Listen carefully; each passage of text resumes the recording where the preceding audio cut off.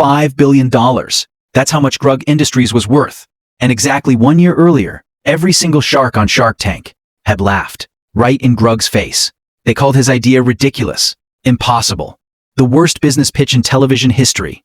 His company had no app, no employees, no factory, no website.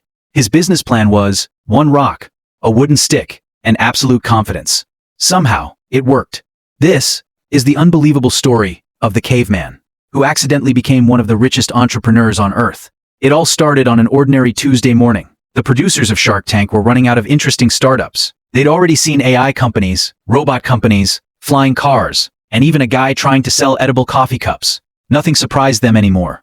Then, someone accidentally uploaded a video titled, "Local Caveman Sells Rock for $50. At first, everyone assumed it was a joke. The producer clicked the video anyway. There was Grug, standing outside his cave, holding a perfectly ordinary gray rock. A customer handed him $50. Grug smiled, picked up another rock, sold that one too. Within 10 minutes, he'd made $300. His entire business strategy was simple. Rock good. That was it. No sales pitch, no marketing, no discount, just rock good. The comments were even stranger. This is somehow more convincing than most startup founders. I don't know why, but I want one. I accidentally bought 3. The video crossed 10 million views in less than 24 hours. The Shark Tank producers looked at each other. One of them finally said, "I have absolutely no idea what's happening." Another producer smiled. Perfect. 2 weeks later, an official invitation arrived outside Grug's cave. Grug couldn't read it, so he used the envelope to help start a campfire. Fortunately, the mailman was still standing there. He explained everything. "Mr. Grug, we'd like you to appear on Shark Tank." Grug thought for a moment, then asked only one question.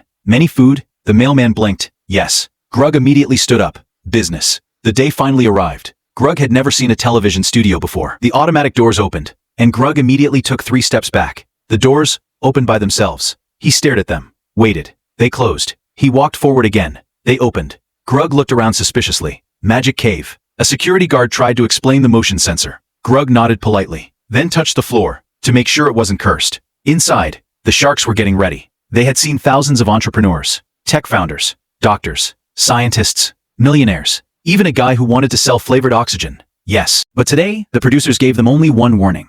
Please keep an open mind. The studio doors opened.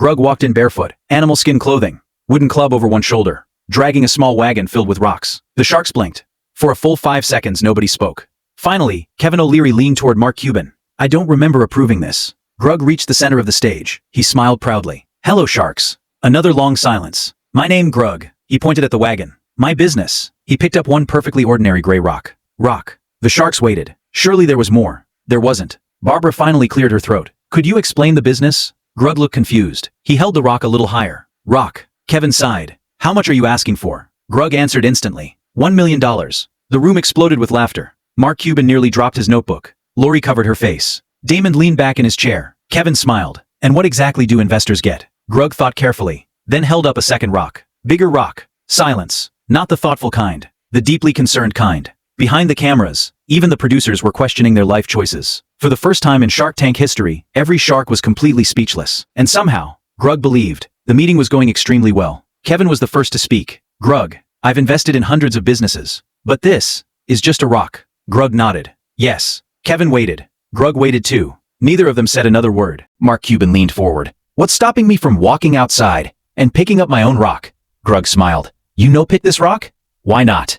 Grug shrugged. "Because I picked it first." For 3 full seconds, the room was silent. Then every shark burst into laughter. Barbara wiped tears from her eyes. Lori whispered, "This has to be a prank." Damon simply leaned back. "I've officially seen everything." One by one, every shark dropped out. "I'm out. I'm out. I'm definitely out."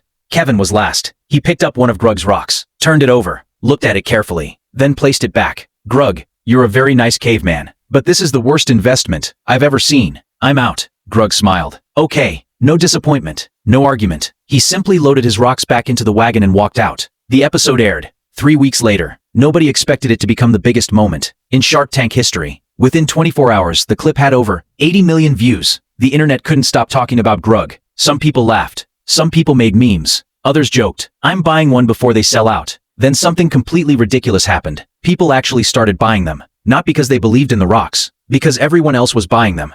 The first 100 rocks sold out in under an hour, then 1,000, then 10,000.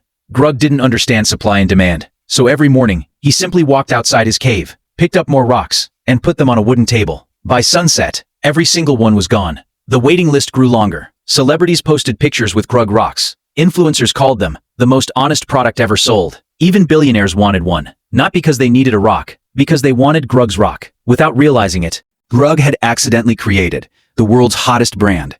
6 months later, Grug's company was worth $5 billion. Nobody could explain it. Business schools tried, economists tried, even Harvard published a case study. The official conclusion? We have absolutely no idea. Grug still ran the company, exactly the same way. Every morning he walked outside his cave, picked up rocks, examined each one carefully.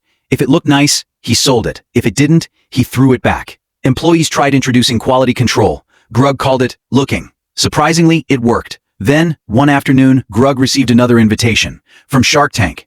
This time, the sharks weren't laughing. They wanted to invest. Grug walked into the studio. Nothing had changed. Same chairs, same lights, same sharks. Only this time, they all stood up. Kevin smiled. Grug, I've made a terrible mistake. We'd like to invest. Mark Cuban nodded. We'll match any offer. Barbara leaned forward. We should have believed you.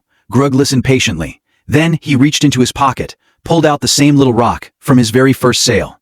He looked at it, smiled, then looked back at the sharks. You say, rock bad. He gently placed the rock on the table. Now, rock good. Complete silence. Then Grug picked up the rock, turned around and started walking toward the exit.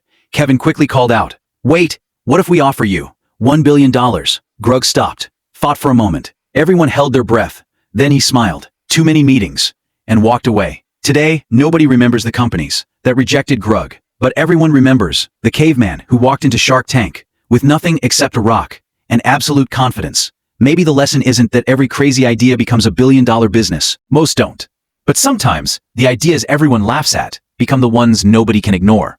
As for Grug, he never bought a mansion, never wore a suit, never cared about stock prices. He went back to his cave, lit a fire, looked at another perfectly ordinary rock, and smiled. Because in Grug's world, success was never about money. It was about finding a really good rock. The end.